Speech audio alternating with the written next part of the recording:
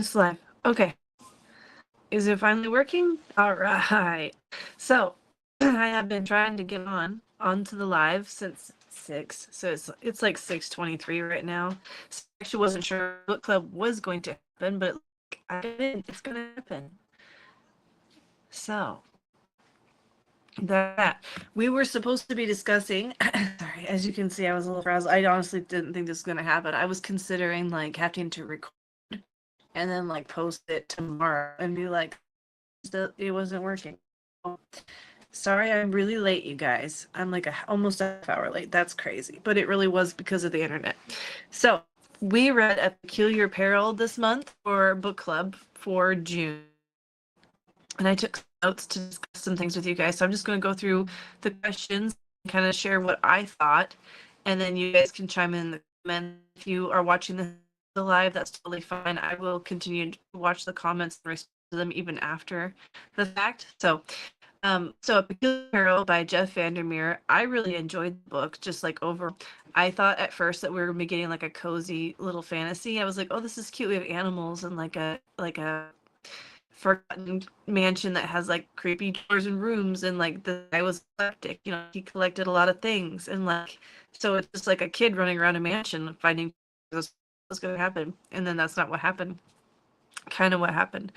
So the first one I said, when we meet Jonathan Lambshed and we get to like see his order life, which was Oxford Academy and his friends. And then like I said, we get like the cozy tone. We see the marmot. We start seeing like the mansion. There's little letters being left for us. It kind of feels like a scavenger hunt. So that was my first discussion point, and I kind of want to know if you guys felt like, did you feel kind of comforted? Like, oh, this is gonna be fun. And then like, did it kind of kick you in the butt after that? And then Mr. Simply, the lawyer, he definitely gave the weirds, like to start. I was just like, it's weird that he, like, just the background noise and the fact that he didn't show up when he was supposed to. And we figure out later on why, but like not till like the very, very end.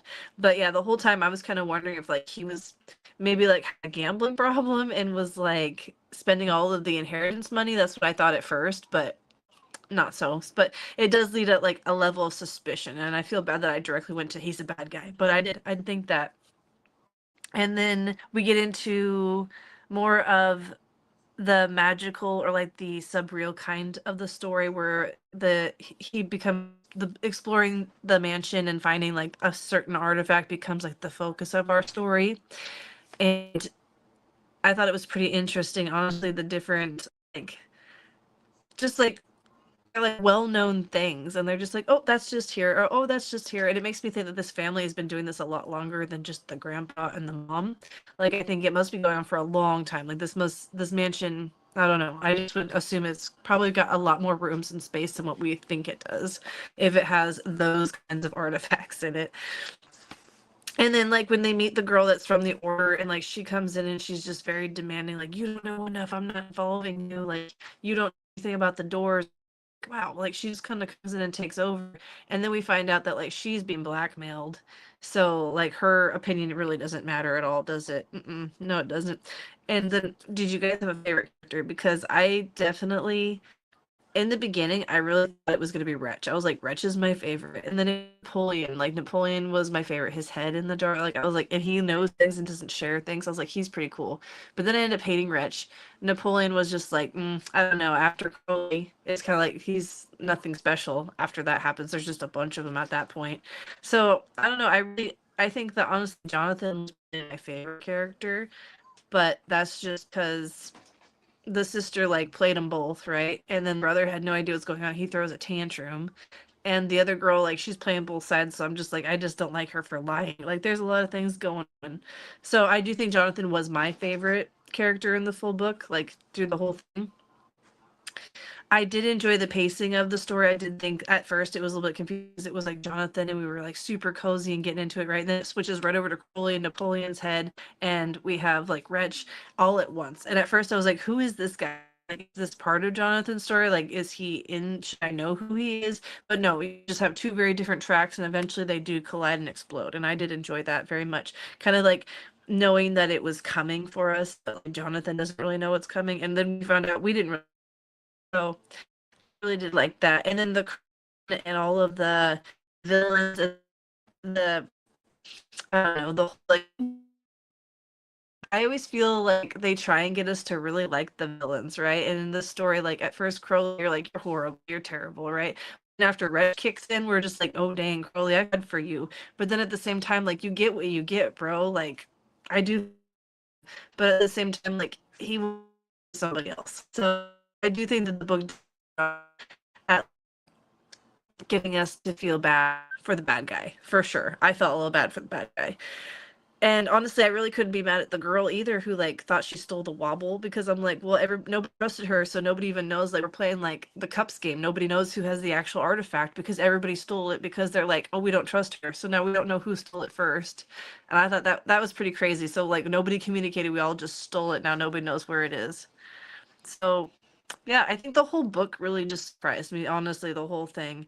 And I don't, it was in the at the end that like there's not just like all of these doors in this order and all of these artifacts like they have to keep safe, but it's like a whole nother ecosystem somewhere else getting completely just like changed, and we don't really know what that's going to look like. The animals are going to, it's just like a bunch of these unfunctioning beasts that they're making.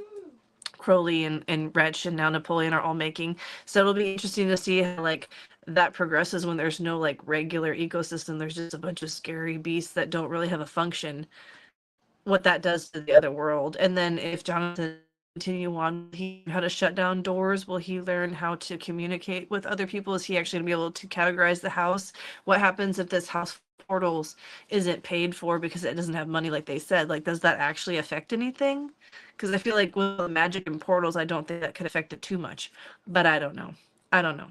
I gave this book 5 stars. I really enjoyed it. The mansion gave off like Winchester Mansion vibes to me. I liked all the creatures. I liked that it happened in a, in like a family kind of steep thing where like, oh, it's a mystery, we don't talk about it. Like his mom was secretly training him, grooming him in not a creepy way. But and like the grandma, the grandma is like something's going on. I mean, he finds out who his dad is, we find out who Stimply really is, and we start seeing like what's happening to all these animals, and then we find out that the animals can talk, and they're like, are your buddies, which is the cozy part. So Jonathan's got a cozy situation, Crowley's got a nightmare going on.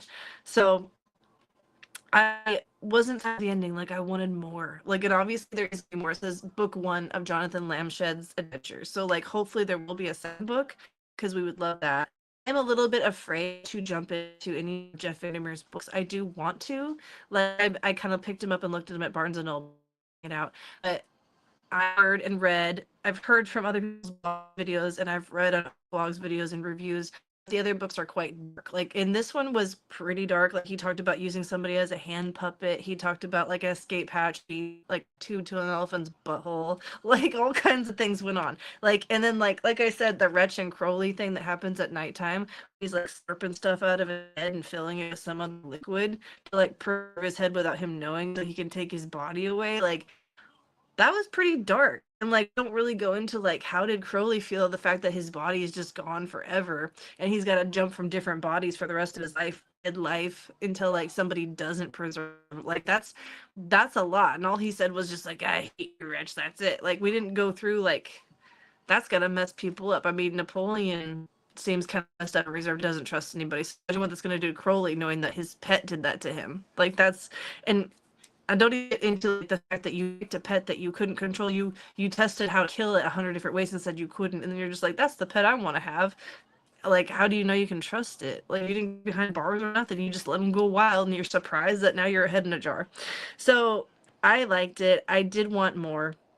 I understand that it was a first book, and they're supposed to leave you unsatisfied. I get that, but whenever Jeff Vandermeer gets around to writing that second book, I would really love to read it, and I would be ready for that. So let me know what you guys know. If you're going to read with me next month in July, we're reading Haunting Adeline by H.D. Carlton, I believe is the author, and that one is like she has a stalker.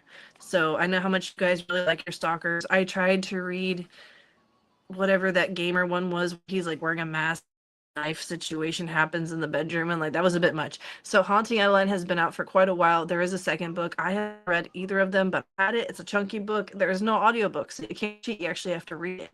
So if you'd like to, we will be reading on the second Friday of the month in July, and then the last Friday for the final. Like discussion like this one. So let me know what you thought of the Jeff Vandermeer's Peculiar Peril, A Peculiar Peril, and let me know if you're going to read with me in July for Haunting Adeline. All right. Thank you guys for being patient. I'm sorry there has been struggling today, and I'm glad at least it worked, but I'm sorry I'm so late. So we will be back the Tuesday of July. See you then. It won't work. It's like that Barbie thing.